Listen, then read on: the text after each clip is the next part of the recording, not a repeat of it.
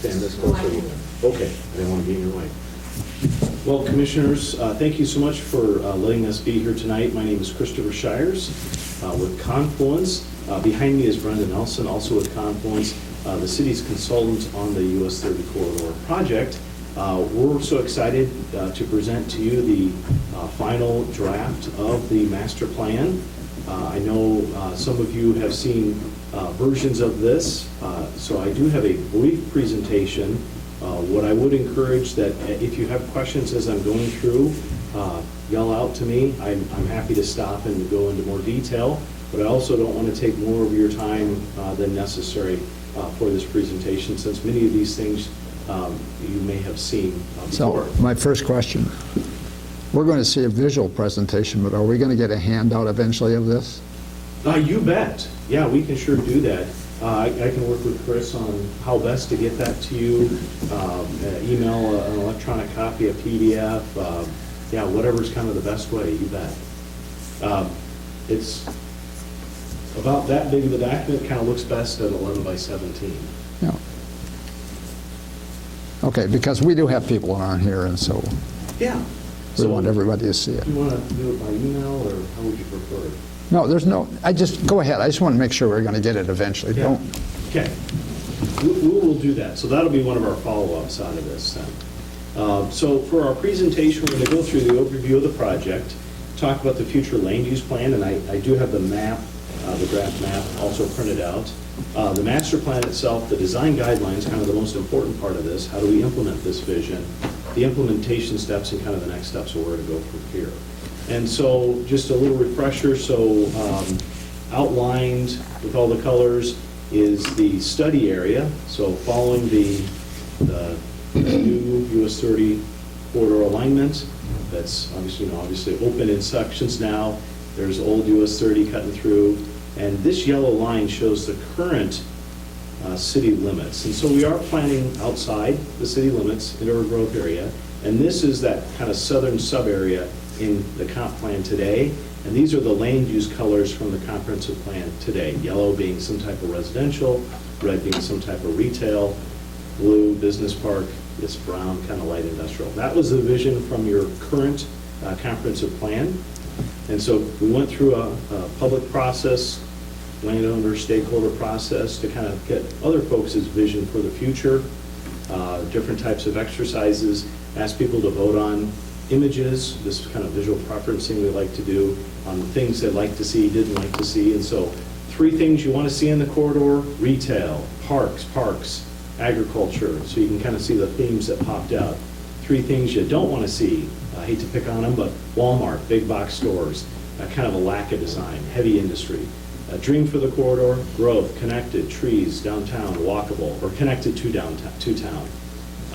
Big fear for the corridor, that it could hurt local business, or it's full of cheap homes, or a truck stop, or ugly buildings, things like that. And so that helped inform us as we're going forward to make a recommendation to your staff and your steering committee. And so this is that future land use plan, so we're still that same planning boundary from your comprehensive plan, but move the colors around. So the yellow is single-family residential. This orange, pink mixed use, that's where it could be a combination of residential, retail, office. Red, generally some type of retail. This blue, business park, so clean industrial park, not a heavy industrial park. All this green is some type of agricultural land, ag use, continuing what's out there. That really light green is stream corridors, buffers, open space, parks area. And then this kind of gray-brown is this new thought of an ag tourism area. Maybe building upon the great ag development in the area. Still not an intensive level of development, but maybe a more tourism type of agriculture. And I'll get into that a little bit more here in a second. And so all those land use categories in this document have definitions. What do we mean by ag open space? So it's agricultural land, natural open space, floodplain. And we're proposing a real minor low density, so no more than, say, 1 house per every 35 to 40 acres. But that ag tourism, that was so much of that southern area along the Highway 1 leaving town, also could be ag, open space, but maybe it could be those community-oriented farms, those CSAs, could be a working farm that has visitors come work on the farm. It's where you could have your pumpkin patches, cideries, things like that. And maybe just a little more density where you could build a neighborhood around a working farm, or a neighborhood designed for people to have their own little growing plots, horses, chickens, things like that. Then low density is just like it sounds, single-family residential neighborhood. That was that yellow area, kind of the northeast corner. Mixed use, that could be whether it's a mixed-use building, retail on the first floor, upper stories, office, residential, or a development that's built in kind of a mixed pattern, where there's a mix of uses within the development. The commercial, it's highway-oriented commercial, because it is along the highway, where that's its focus area, but some limitations on size, so not too big, not big box retail, some maximum building sizes, limitations on use. And then some pictures showing the thoughts on the business part, professional office, clean assembly, clean manufacturing, maybe research and development, that kind of industry. And so for the master plan itself, to help kind of guide, do we get the land use colors right, we tried laying it out a little bit to see how that development pattern might look. And so that yellow single-family area can accommodate a mix of lot sizes, connected streets, connected to greenways. The mixed-use area in orange, different types of uses. The red is that highway-oriented commercial. The blues are that business park. And then all these other development areas down south here is that just a concept of what we might think about a density level for that ag-oriented development, that agritourism type development. So this might be little farmettes centered around some type of production facility to kind of value add to ag, so canning, packaging of ag produce. This might be housing grouped around a central farm area where you could have your horses, chickens, your own farm plot, things like that. And then we did some demand estimates on growth and how many acres of different development you'd have, how many square feet of building. We also looked at a road network. So what might that road network to support this look like? So the dark solid lines are different road classifications. So Highway 1, of course, is a existing major arterial and would need to continue. And you have a lot of existing roads now that will continue. But the dashed lines are where we would see new roadways. And I suppose we could technically make New US 30 here a solid line. All of this was also impacted by our utility analysis. There are certain areas of this growth area that are easy to provide sanitary sewer to, and other areas that are very hard. And so that was why there was a big pullback of land uses. So before in the comprehensive plan, it shows kind of a full build out of that area, industrial, commercial, residential, whereas in that new land use plan, we pulled back and left a lot of ag space for two big reasons. One, we heard from the stakeholders, that was a value, that was important to preserve and protect as much as possible. And two, some of those areas are just really hard to serve logically with sanitary sewer. And so this red line here is kind of outlining that natural sewer drainage basin.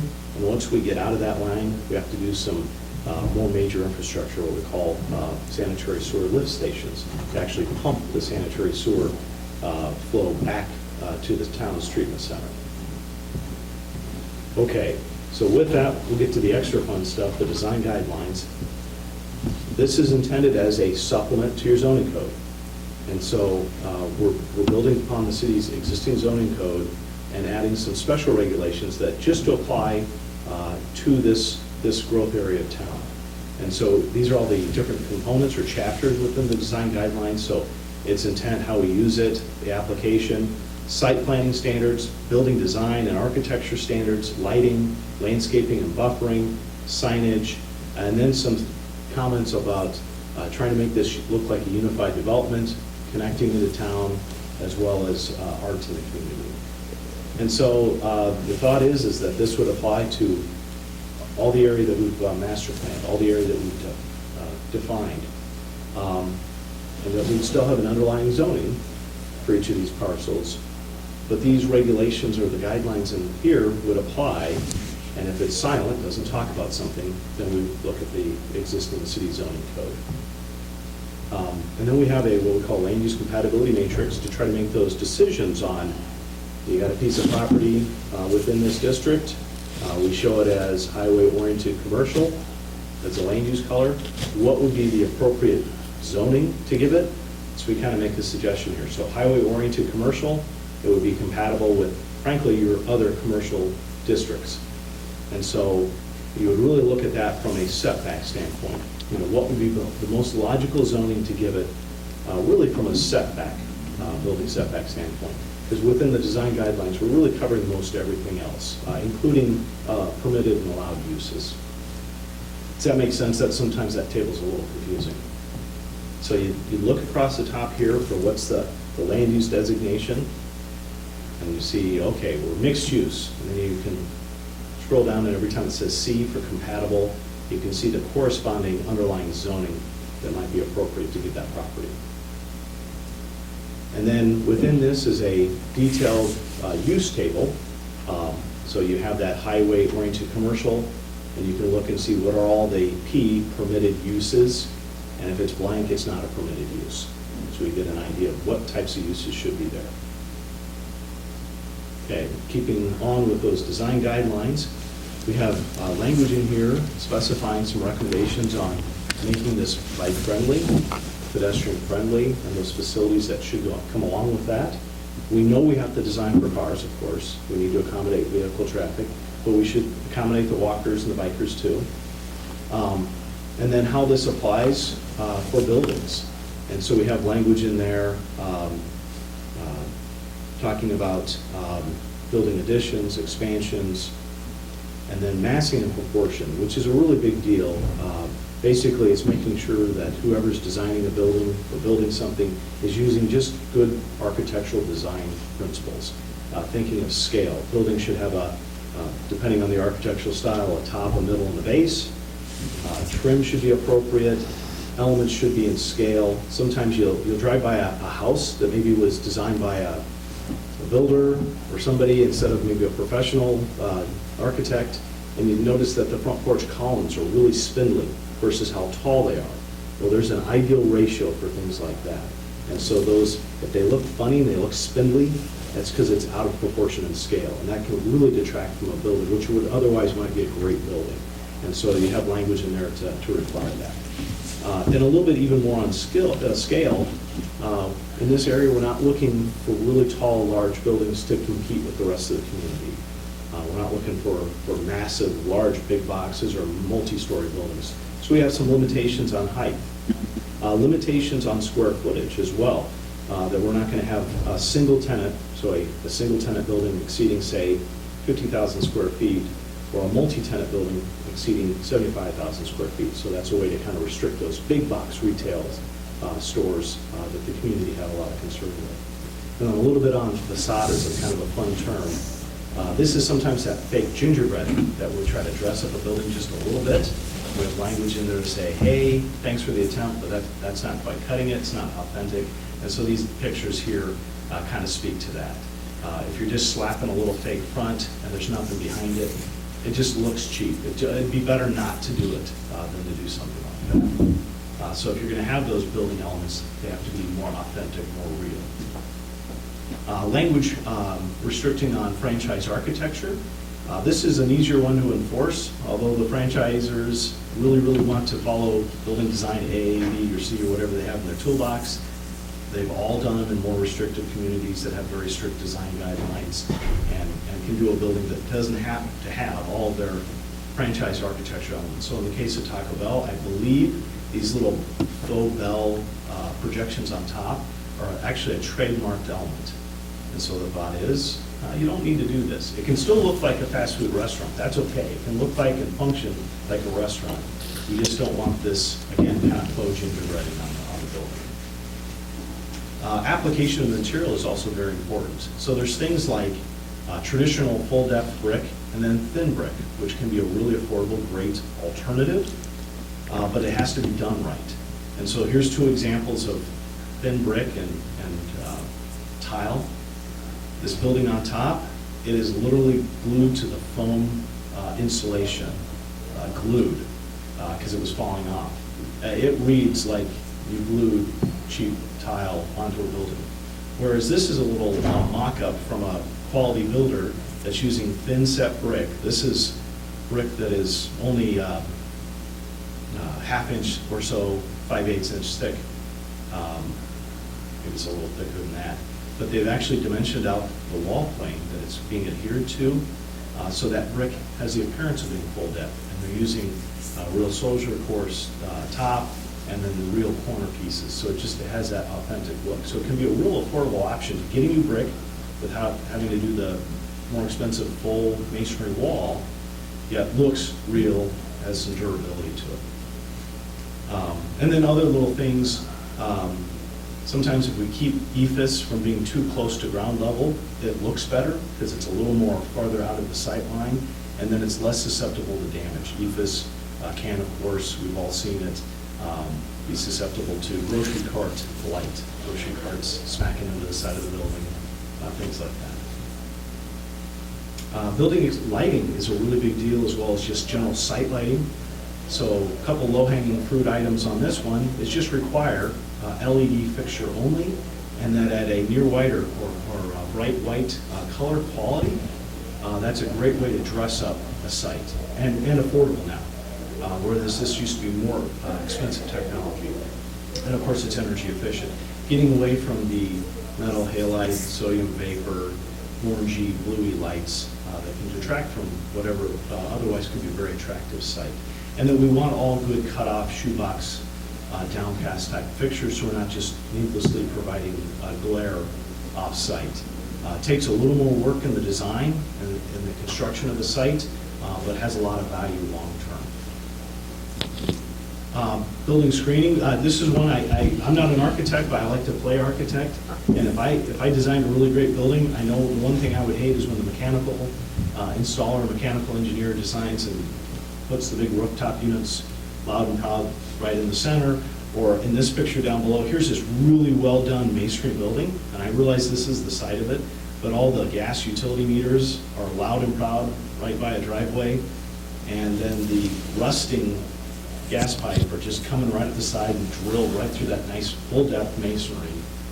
If I was that building owner, I'd be really mad. Why couldn't those been hidden? Why couldn't those pipes been more interior? So we have requirements for screening those elements from general view, another good way to kind of dress up the appearance of the building. Facade articulation. So this is the concept where sometimes you can have an all-brick building, but if it's just a large, blank, flat wall, it can be unattractive, especially the larger the building is. And so in this case, what we're requiring is that facade wall be pushed in and out, and even that facade roof line pushed up and down and changed. And so here's some examples of that. And so here, every one of these is a kind of a standard rental bay if you're a retailer. And you'd have a first floor and a second floor for a different use, and obviously those could be joined together. But this one, these are, say, on a 50-foot, 60-foot bay width, and are being pushed and pulled and broken up. Obviously, this facade has a lot of things going on, and has a lot cheaper materials in it. There's a lot of glass, so it can really dress up. So I wanted to show you kind of a traditional new building and a modern new building. And then we spent, and in the guidelines is a rather lengthy table talking about building materials, trying to define them, as well as the appropriate application. And so we have them classified as Class A, B, C, and D. So Class A, that's your Taj Mahal, top of line, best stuff. Real brick, real stone, clear glass windows. Class B, still a solid, good material, something you want. Class C, good material for the back of the building, or the hidden side, maybe for industrial buildings. And Class D is something you really don't want to see a lot of, except maybe as a little piece of trim or a trim detail. And those are broken into categories, so we have things as all things masonry and stone, all things concrete block, and all things regular concrete. So we go through and list, so real full brick, Class A, thin brick veneer, Class B. But then the cheaper brick paneling, we drop that to a C. Real stucco is an A. Stone veneer naturals is a Class A. And then concrete masonry units can be a really good base unit. So when you think of, I really like that base, it looks like some kind of a stonework. Sometimes that'll be a burnished block, where there's a colored aggregate inside the block, and it's been polished or scrubbed or etched somehow. And then sometimes even the split face block can look pretty decent, so that's still a C. And then concrete, there's all different types of foam and concrete. Did want to acknowledge that high quality architectural grade concrete panel that you see on, like, say, a really nice office building, that would be something very appropriate. Whereas some of the more simple forms, of concrete paneling and concrete forms, we push down a few classes. Then you have all types of metal siding. And so that architectural, high quality, hidden fastener stuff, again, on a really nice office building, we can call that an A, and we've helped define that a little bit. And then everything else kind of gets pushed down a little bit. And, wrinkled tin corrugated metal would be a Class D. You might not want to see a lot of that. And then glass, so real glass, clear glass, Class B, but, mirrored glass, reflective glass, or heavily tinted glass, we kind of push that down, especially from a retail standpoint. If you ever think about going up to a retail business, when you can't see in, it's less inviting. And a lot of our retailers have figured that out. Come and Go has, Quick Trip has, Casey's has. Now their storefronts are often three-sided and are full of windows. And so the days of those, one doorway, no windows into a building, they're kind of gone away on the more savvy retailers. And so that can have a big impact on your Main Street. So think, even those businesses on Main Street, as you're walking down, the ones you can see in, you really like those. The ones that have the big windows, they're more inviting. And then we have all the kind of the other materials, some of which, we push down the level and say, vinyl siding, not here, great on a house, but maybe not in our nice retail district. And then we even talk a little bit about different types of roofing material as well. And so we use these materials and some other standards to, by building type, set some standards of design. And so we don't just do it by zoning district or land use district, but by building type, because different building types can go in different areas. You could have a school or a church or a city hall or a city building in more than one zoning district. They tend to be compatible. And so we wanted to be a little more clear on design standards by building type. So ag buildings, well, we tend not to actually put too many rules and regulations on that. That's a little more fair. Single family and two family units, duplexes, things like that. Just a little bit of regulation on the architectural design, but not going too far. It isn't until we get into the townhomes, row houses, apartments, condos, and all the commercial community buildings and office buildings that we start pushing that standard up, requiring a certain amount of brick or Class A materials, Class B materials, restricting C and D materials from those visible street frontages. And then industrial, we tend to step it down a little bit again. You can't go too crazy on a business park industrial building. Otherwise, it's just too unwieldy, too expensive to build. And again, here we're talking specifically about building architecture site. Building wall lighting, such as wall sconces. Has some very specific standards on open space and landscaping to really green up the site. There are standards for landscaping, how many trees per linear foot, shrubs. For the commercial and office areas, requiring plantings around the buildings themselves, what we call foundation plantings. And a lot on parking lot landscaping. That can be, the larger the parking lot, the more the landscaping is required to help reduce the impact of that visual impact of the parking lot. So requiring a headlight screen if it's facing along the street, and requiring so many trees and shrubs within that headlight screen or that screen along the street, requiring landscape islands and landscaping within those islands, and being within so many feet of an overstory tree. So trying to add a little bit of shade within those large parking lots. And then some very specific buffering standards. As much as we try to do some transition between uses, some logical, we don't want to have single-family houses right up against retail, but those are those spots where we're a little bit close. So some specific standards about some physical buffers and landscape buffers. And then streetscape standards, not only in single-family, but all the other areas. Great way to kind of quickly dress up an area, get those street trees in place as the area is building out. And then unifying elements. This is some language on, as you're approving a development, as development is occurring, what are those things that you can get the developer to continue from project to project, or multiple different developers, or even the city and its streetscape plan to kind of have this unified and connected with the entire community, not this own isolated development. That was a really big deal that we heard from the public. And then also making sure there's a concerted and focused effort on involving public art within rights-of-ways, park space, open space, on-site, public and private partnerships to make all that happen. Okay, there's a lot in that. I want to talk just a little bit about implementation. So to get the dream of this, I guess I'd say the vision of this US 30 plan happening, the first thing is to adopt this future land use map and this overlay zone that could be created as these design guidelines. Also, and in our document, we have some specific recommendations on some future engineering analysis for infrastructure expansion to really figure out exactly the cost and path for some sanitary sewer line extensions, water main extensions. And then as you're having different developers and folks come knock on the door, what is our incentive policy? What development do we want to incentivize or not incentivize? How do we want to market this? In fact, this document itself can be a good marketing tool.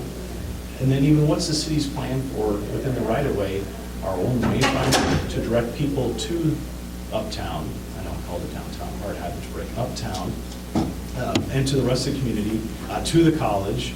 How do we, now that we have folks maybe stopping all on US 30 for the new retail area, to see how great the rest of the community is, and those unifying streetscape elements. And the other big thing is this plan, as well as the developments occurring in this area, should be periodically re-reviewed to make sure it's doing what you want it to do.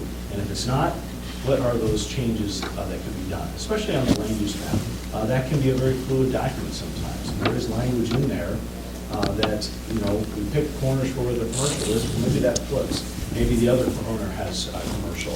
Some of that is a little bit of the city working with those property owners. Who is interested in development? Oh, you are, maybe we should have the commercial on your side of the street.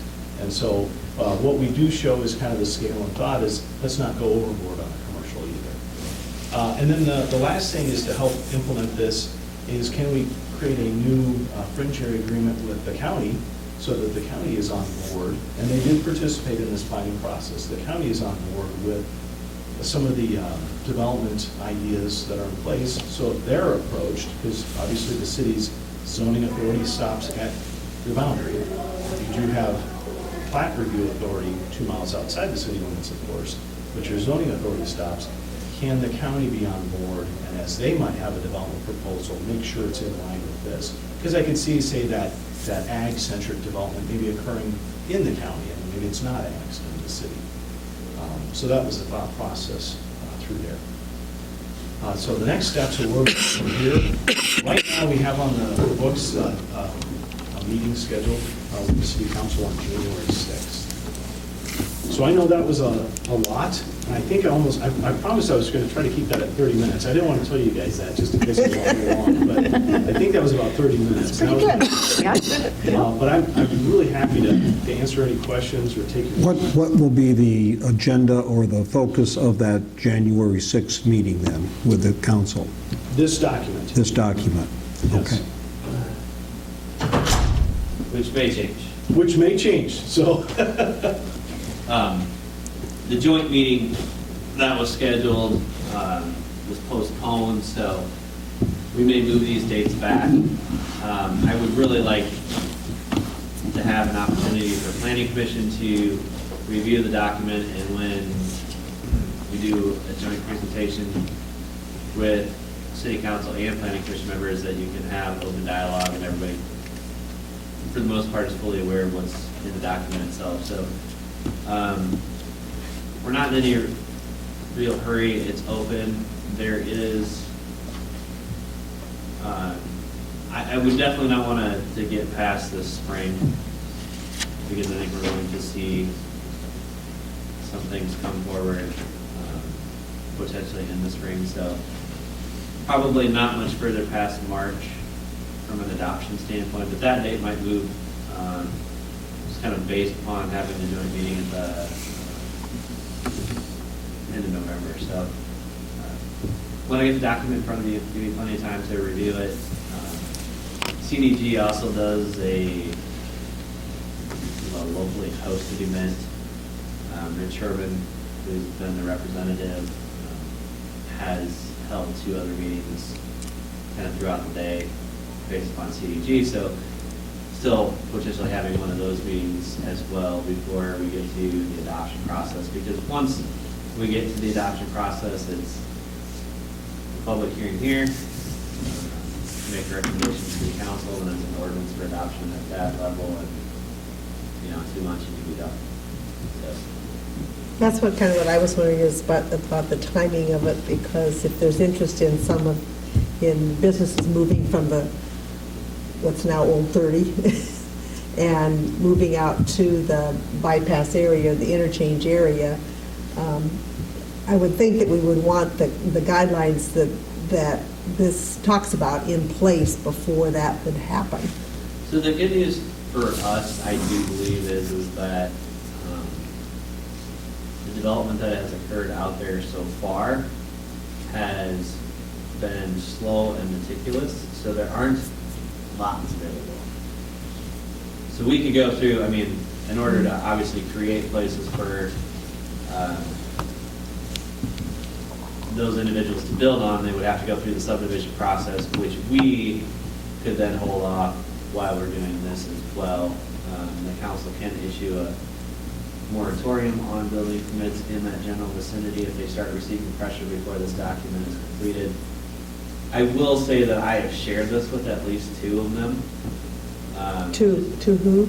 2 potential users of. Are you talking about landowners? You're talking about businesses that may want to move out there? Okay. So they're aware that come time to actually develop, that most likely they're going to be following these guidelines. So Okay. we have some tools that I think we can do to put the brakes on anything that tried to skirt around this. Okay. And You even be going through the county. no, I think it would be trying to beat this adoption, trying to get things done or permits submitted before this was actually formally adopted, but we could still prevent things like that from happening. Sometimes when you have a document like this, you have a mad dash to get things built before it's implemented. I've informed both of the individuals that have asked about it that you can try that. It won't work. I've already talked to a number of council members on going that other route if we need to. I just don't think we do at this point. We're so close that I think we're going to be okay. As long as, like I said, as long as this doesn't drag into the April timeframe, I think we're going to be fine. From what I heard, I have the impression that what's been presented to us by Confluence is supposed to apply to the whole area. And what they recommend, even if the city, we must develop that in conjunction with the county, don't we? Because it's gonna cover land we don't have any control over as a city. So, Could you put the screen on that shows us the current city limits or what's in You the, need Chris, you understand what I mean? So Chris, He's got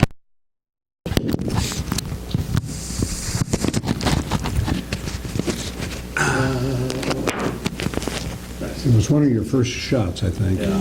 That didn't have it, sorry. We got too busy, we had to take it off. Okay. There we go, that one. so currently, that dark yellow line is our city limits. So not even all of that intersection is in the city right now. Correct. So what we've talked to and had discussions with Lynn County regarding is that fringe area agreement. When when I had first come to Mount Vernon, there was kind of a push for annexation. I dislike the theory of annexing just to annex in property.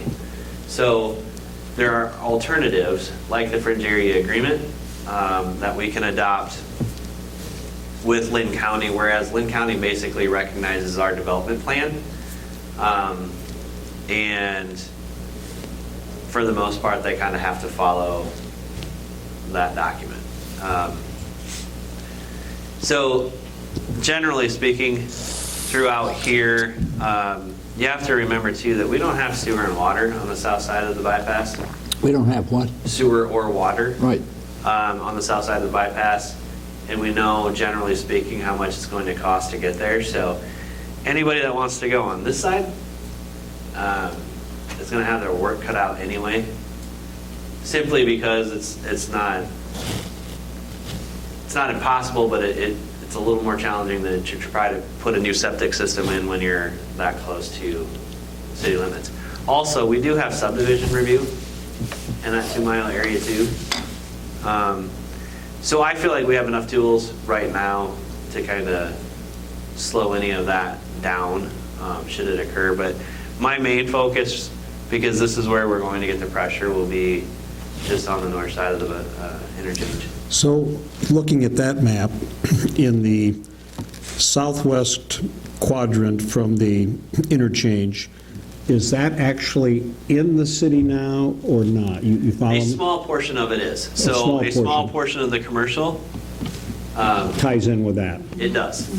Okay. And then what would be some of that blue, and then that little triangle kind of park space is in as well. So that's kind of right there. The rest of it, not so much. Okay. And in developing this, has there been any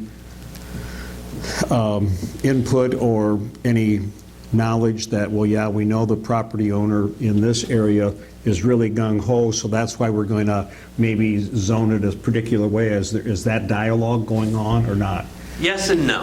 So we didn't base our decisions solely on the fact that the landowner at the time was willing to sell or not. So a perfect example is a majority of that blue sits on an area, and she was very adamant that development was not going to occur on her land. What part are you talking about? It'd be the kind of the blue business park area.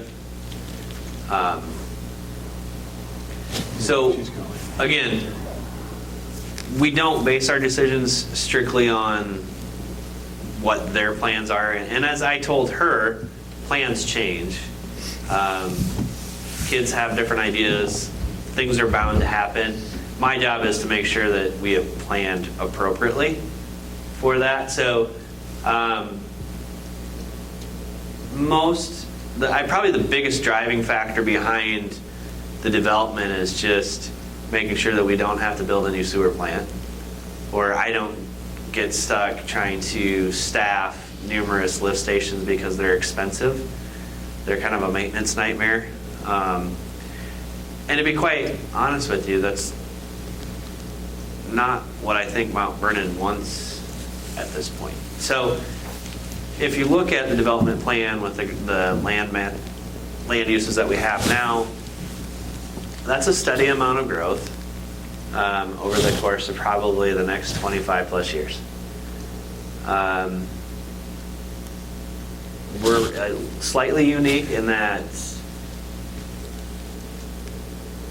we have more control over development than, say, a North Liberty or a Coralville.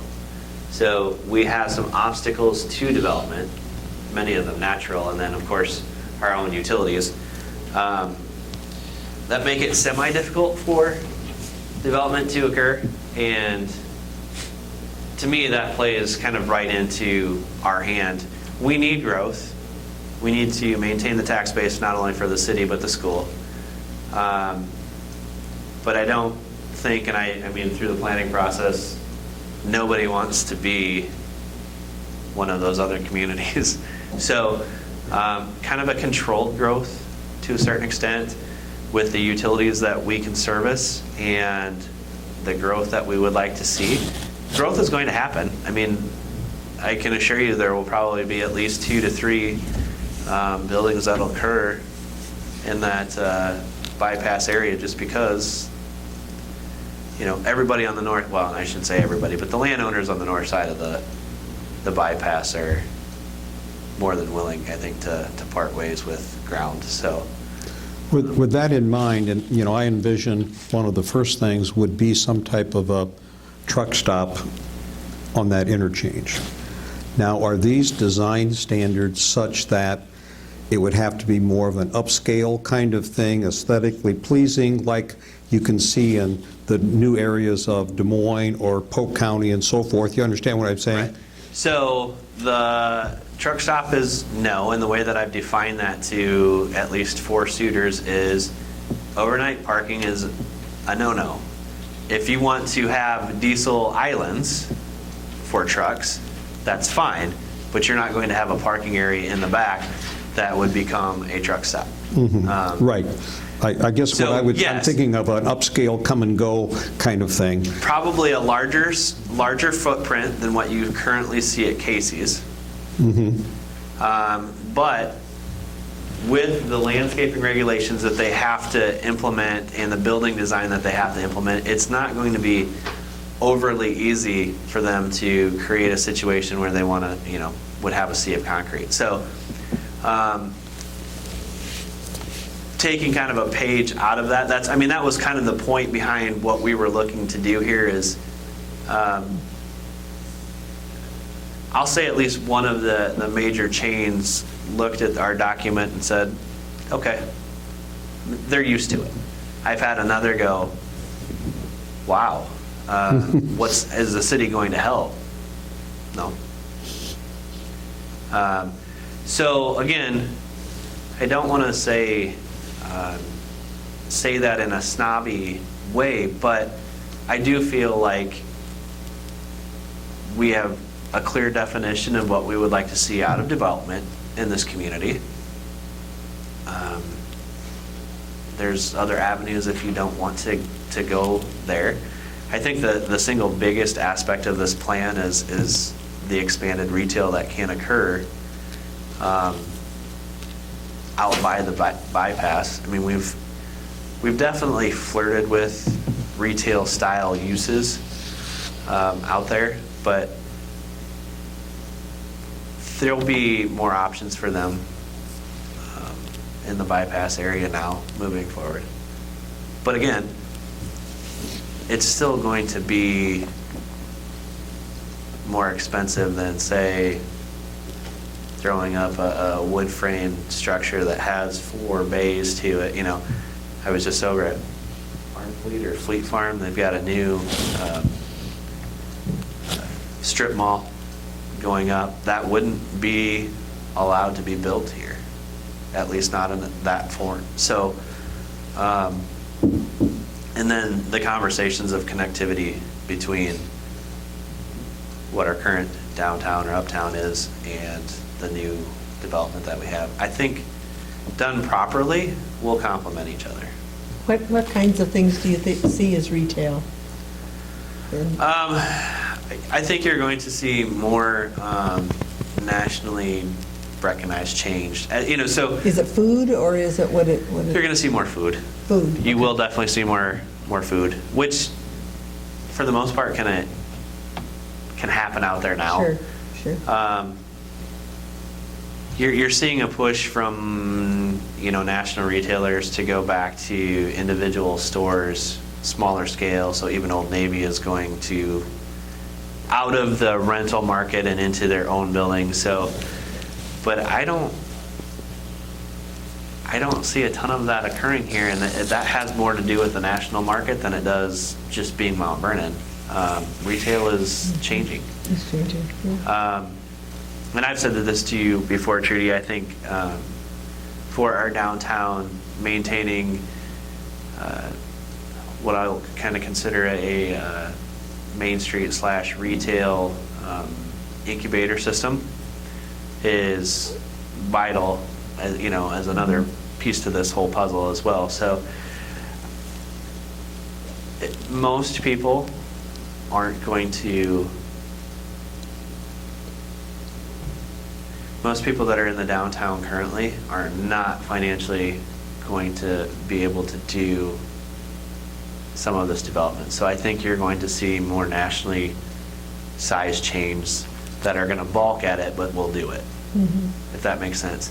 And then I do, you know, the mixed use commercial, that's becoming a very hot market. So they've got small shops down below, typically coffee or things of that nature, with apartments up above. What was the word you just used, in front of commercial? It's my hearing problem. No, that's fine. You used a word in front of commercial and you pointed, Chris, but I didn't know what, I couldn't hear what. In the mixed use commercial. Mixed use Yes. commercial, okay. That's all, I just couldn't hear. So I think we're going to see upper story. Going back to your comment, Jay, about Des Moines, you know, that West Glen by Target. You've got small shops, but even though I think we're a community of, you know, closer to 6,000 or 7,000 people if you include Lisbon, you know, we're still not a huge hub in the fact that, you know, Marion isn't driving typically over here to shop. It's still easier for Solon to go to Iowa City. I mean, so, Well, and a lot of our people are leaving the community to work, and they're Right. stopping at Target or wherever in Marion or... correct. But I think it was imperative to leave the square footage requirements in there so that, again, the big box doesn't necessarily become a thing. But I will say the same thing. Walgreens, Hy-Vee,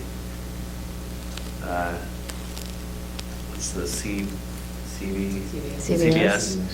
They all have stores designed to meet these guidelines anymore. So, I mean, I think the one number was 50,000 square feet. correct. Can you give me any idea as to what would fit in a 50,000 square foot? Hy-Vee drugstore. Okay. Hy-Vee food and drug. Walgreens' largest store, they're a 45,000 square foot store. Okay. Really large Walgreens. Because I was thinking Hy-Vee has now come up with a smaller They do. They have a boutique. Oh, yeah, they do. store. And I would say, you know, going along the lines of the ag, Hy-Vee has got a new market out there where it's kind of fresh, almost like a Whole Foods type scenario. It's a much smaller store. So, What's the grocery store here? Gary's. Gary's, it's that size. Okay. I remember serves, that's like Okay. 40,000 or 45,000 square feet. That's what, okay, I was trying to hear what. Or something like Brothers or over by Yeah. Lisbon, yeah, something like that. Okay. yeah, I mean, regardless of our intent, somebody's going to beat the rules. And so I think we put our best foot forward and, again, make sure that it is what we want. And then we kind of have to we have to sit back a little bit. Now, is there any interest in looking at annexation to have more control rather than having to work with the county, and I don't know whether there is or not, but. So, yes and no. The challenge with annexation really falls into voluntary versus involuntary. Exactly. So Versus the what? involuntary, Voluntary versus involuntary. Okay. so involuntary, let me back up. Voluntary can be 80% of the gross acres coming in. So one large landowner would allow me to take a lot of ground in if they were willing to come in at one point. The best part about voluntary annexation is I am not required to put infrastructure in to the areas that I'm annexing. I'm required to have a plan on how to make it happen. Involuntary annexation requires me to have infrastructure within 3 years. Well, unless a different agreement or Right. arrangement's reached, but yeah, I mean, like the Development Review Board really looks at that timeline. Or they can actually petition to be de-annexed, basically, from the city. So, to answer your question, Jay, yes, if somebody is willing, steps through the office and says, hey, I really want to annex, great, I think we're on board with that. Going out and actively seeking annexation right now with what amounts to 50-50 willing participants. So if I'm a farmer, for instance, and I have a home and 40 acres and want to come in, if you have a home on there and I can't get you infrastructure for the next 10 years, it really doesn't pay for you to come in. Your ag ground ends up being slightly cheaper inside city limits, but your house will more than make up for it when you start paying city taxes on that portion. So yeah, I mean, I think it's always a conversation starter for sure. And I would say it's about 50-50 out here as far as participants wanting to, and then those that are like, the best part about, even the ones that have said heck no, have been part of this process. So they let their opinions be known. Well, they influence the plan, that's Right, exactly, and they did. I think the amount of green space that you see and reference to ag is a testament to those individuals. And So, you've come to my one question, I think. Just west of town, that's left as agricultural, whereas in our comprehensive plan, we thought that would be a good place for residential. so the one challenge with The people that own the land out there are not interested in that? so number one, you could look at that moving forward in the future too. There's some environmental issues that we would have to contend with in order for that to be residential anyway. Okay. Does it drain to the south? Is that part of the Well, problem? it does drain to the south. I believe there's some monitoring that is going on right now as well. Yeah. Somewhat? Nameplate. Monitoring of What is that? groundwater. Groundwater monitoring. Yeah. What is that? Groundwater In monitoring. this Okay. area here, there's just some type of a potential environmental issue. Oh, okay. There was some contamination. Okay, Yeah. okay, yeah. Now, that could change, honestly, Truman. We could look at residential at that point in the future. But again, it stresses the city. Uh-huh. Well, no, the Unless reason it was in the comprehensive plan that way was because we were talking about it, and there are houses out there already. Right. And it just seemed like a natural thing. but Yes. We didn't have any information to base that on. Right. So all this is stating right now is, preferably it stays as green space. If you were to take, for instance, if you were to fill all of that yellow from a per acre standpoint based upon the developments that we have right now, that's probably in the neighborhood of somewhere between 500 and 600 new homes. Uh-huh. That's a Plus the lot. fact we've already got other That's a stuff that's lot of going homes. on now. That's what, Just in that yellow area alone, not counting the other two that we've got going. So, again, a lot of communities I feel like make a mistake at this point because they need development. We all need development. The way that the property tax system works, we need development in order to continue to have the same employees, the same services. But we are not in a position, I feel like, in Mount Vernon that we have to throw ourselves to the wolves here. We have the opportunity to be a little picky.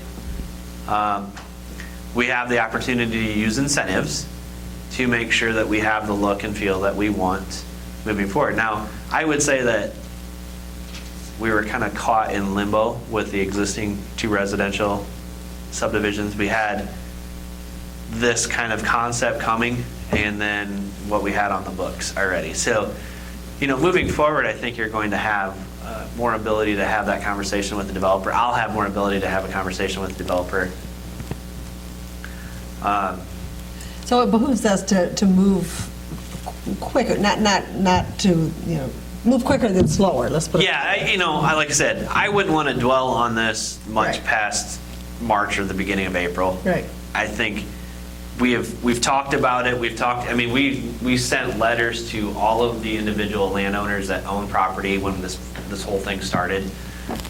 So from a planning perspective, we've allowed as much communication as possible, and we'll still do that over the course of the next 2 months for sure. But yes, I don't think, unless there are some huge issues that you've kind of seen with this, and when you get the document itself, go, I don't like this, then yeah, it would behoove us to move it a little faster. Eventually, the city has to develop a model that doesn't require development to be sustainable. Yes, although it takes the state to be involved with it. Pardon? It takes the state to be involved. Okay. I'm assuming there's high-density areas, for example, in Europe, where there's really no room for development. Yeah, So- and if you even look at the United States, state by state, and the differences in taxes are how they are funded,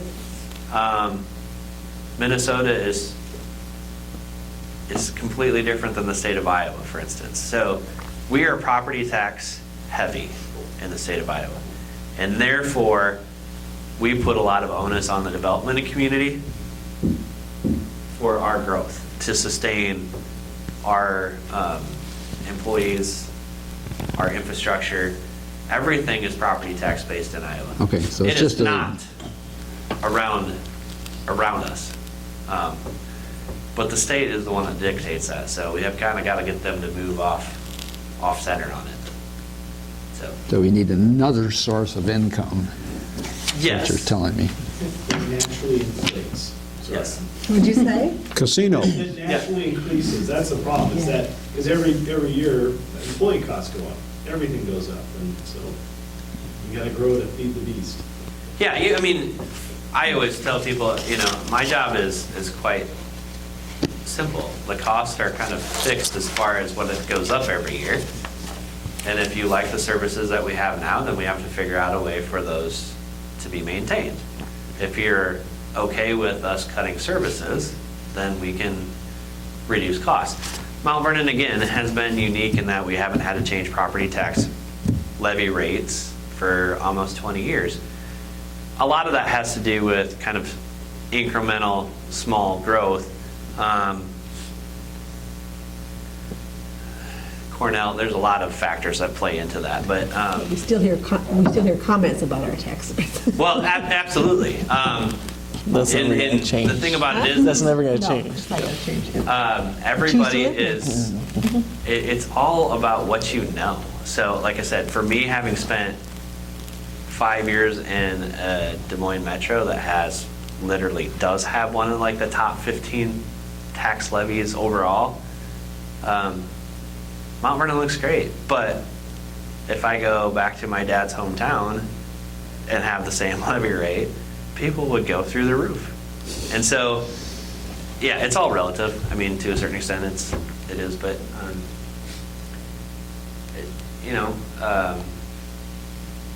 I made this comment to Bruce Awney when we were talking about the special that ran on Mount Vernon. The question was always asked, why Mount Vernon?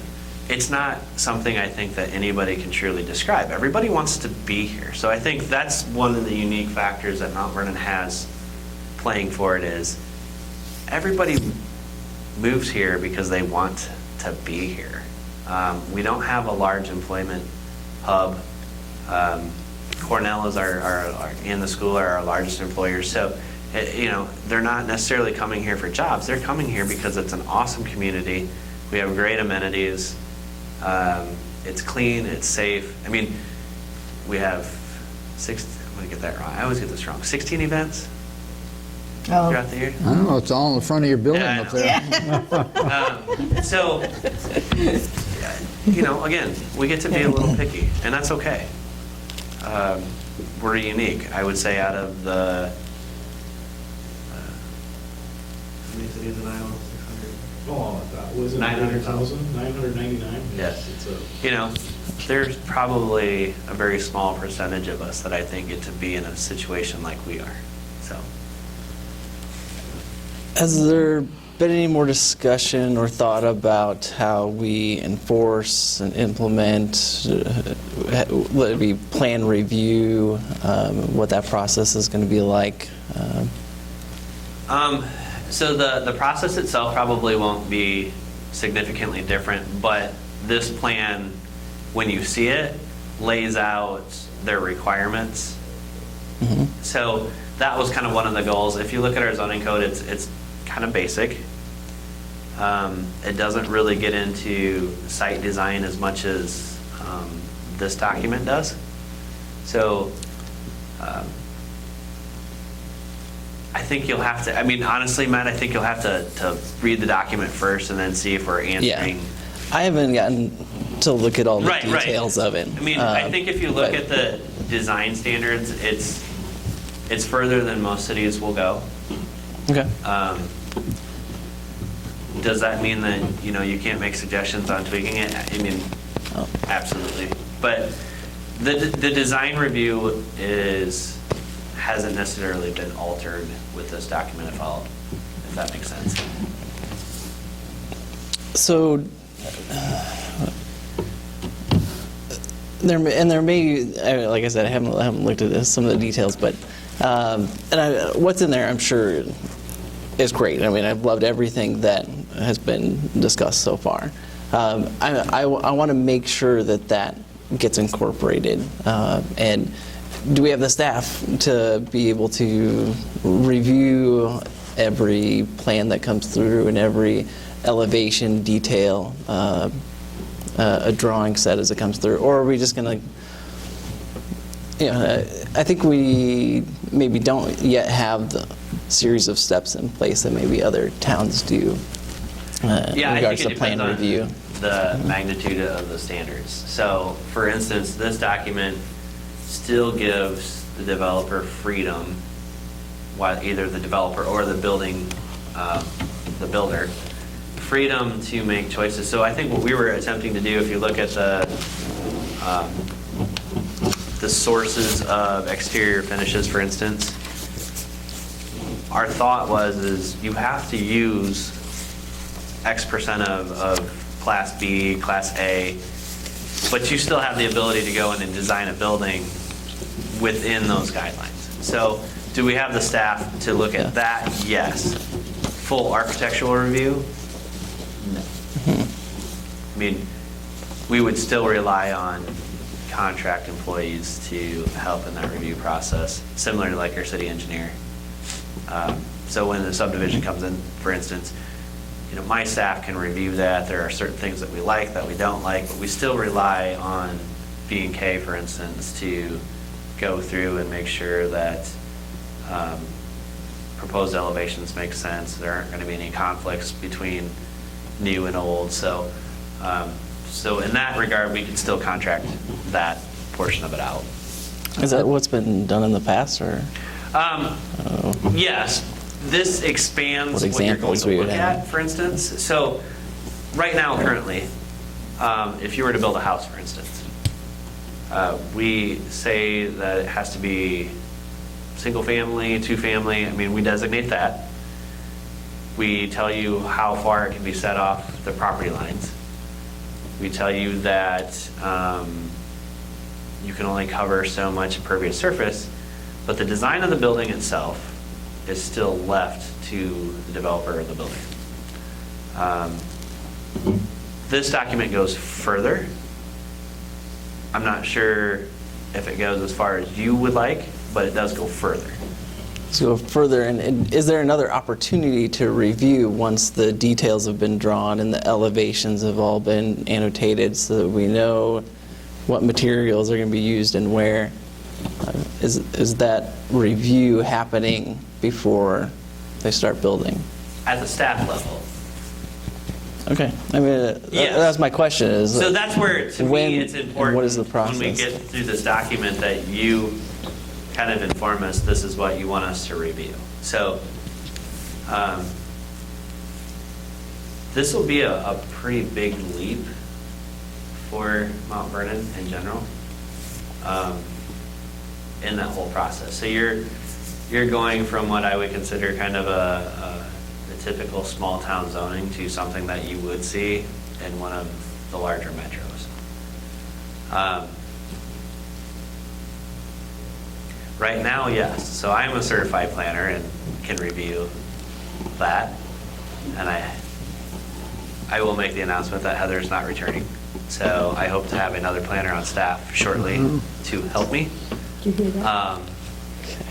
But moving forward, I can probably not always guarantee that. Yeah, all we get to see are kind of the plats and there's nothing to look at there architecturally. It's setbacks and that's it. But now we're going to have a whole nother set of requirements, and it's going to look at materials and details. There'll be a site plan approval that comes with it, and the site plan will kind of dictate those exterior uses and things like that. So.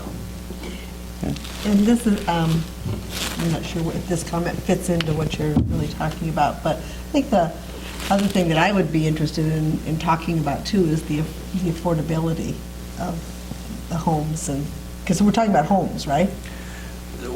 All of it. I will say this, anytime that we put a regulation on the books, I shouldn't say anytime, most of the time that we put something on the books, the first thing out of the developer's mouth is that we're driving the price up. Yeah. In some instances, we are. And I've said this from the very get-go to make sure that both this commission and city council understand, if that is what we would like, that is fine. Keep in mind, though, that the use of incentives might increase in order to offset that cost. Otherwise, That's it. I know what path they're going down, Trudy, and ye will price people out of, Right. of some of those options. Right. Whether or not it be the end user. So if it's a mixed use kind of upper story, those apartments or condos up above are going to be at a dollar amount that I won't afford. That's, again, where I caution everybody involved is there's nothing wrong with what we're doing here. We just have to probably be more involved in the development process and need to know that going into it. And the design standards may perhaps have to be looked at so they don't add on costs, but can still be Yeah, I think. Aesthetically pleasing. Yeah, I think the challenge right now, Trudy, to be honest with you, even if you look at these design standards when you go through this, is if I were to take this to a couple developers, they're like, seriously? The national chains don't typically balk. Oh, you mean they would think we were too high? No, they're used to it. Oh. I mean, we are not the only community in the entire United States where Casey's has got to step out of their Right. Their normal footprint. Right. They like to claim that when they walk through my door, but we're not. So, Yeah, and Quick Trip and Come and Go in particular have already, their new flagship stores already meet many of these kind of higher design standards. Right. They just have already jumped ahead Right. yeah. in particular. I remember I was dumbfounded, I think I probably said this before, but I was many years ago now, several years ago, I was dumbfounded when I met a gentleman at the airport. We just struck up a conversation, and he was an architect for Walmart. Oh, you have an architect? Well, I didn't quite know what to say, but it was, this is what it was. But I would tell you that Yep. Yeah, They'll do whatever is on your books. right. we've had this conversation even with the two subdivisions that are going on right now. There is kind of an accepted standard out there as far as street layouts, the amount of lots that they can get per acre. That all leads to an end profit for them. If there's no profit in it, they're not going to do it. The more we put in front of them, and the less that profit becomes at the end of the development, makes or breaks whether or not they decide to move forward with it or not. So, if their minimum profit, for instance, is 5%, and we have put so much in front of them that we're at 5.5, a lot of them will walk away just because the risk is too high. That's where the incentives come back into play. So by making sure that infrastructure looks the way that we want it to look, or when you're looking down the street that they're putting landscaping in those front yards to kind of give it the same appeal that we have now, it's going to be, the onus will be back on this city council, coming city councils, to probably help. So it is definitely going to be a give and a take. There will be, like I said, there will be some companies that will come through, they'll do it, they're used to it. The ones that are going to be more challenging are the individuals that have either been here that would like to move out here, or kind of that small business. Well, Because- but just the housing developers law. Yeah, I mean, I will tell you, Judy, I don't wanna honestly, belabor that this, but in yeah. order to be, to meet your income, we will have to be involved. There's just no ifs, ands, or buts about it. We will have to be involved. I'd even say, even without any design standards, you can't build affordable single family without a subsidy. It's just, that doesn't happen anymore. It's just not possible. Every one project I've seen has had some type of assistance. Well, there has to be what do I want to say, a comprehensive program to make sure that you have housing that is available to all different income levels.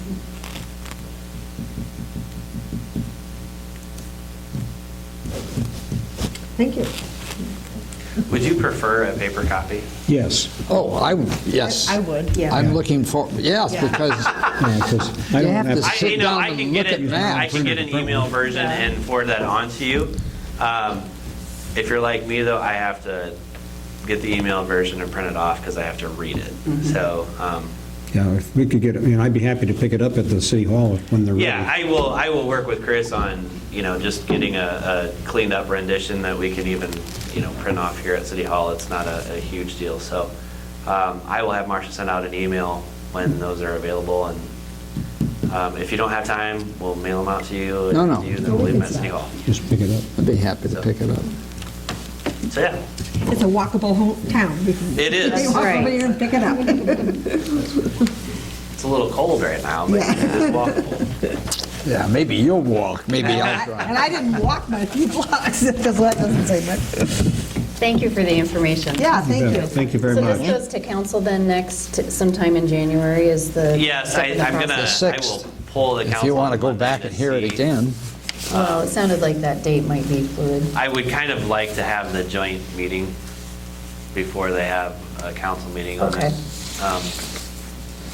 Again, I think it's imperative that the two groups know. both- Because you people should know that Chris thought we were going to have a joint meeting on, what was the date? It was last week in November. It I'm was the night of only, I'm the concert. only one that showed up from, you Yeah, it didn't was the see. night of the concert. It was the night of the I heard concert. it. Oh, It that the night was of the portrayed concert. as an optional information It session. wasn't presented. No, to us and- that it had to Communication be was there. not clear. This is so, You're like right, I said, right, it wasn't.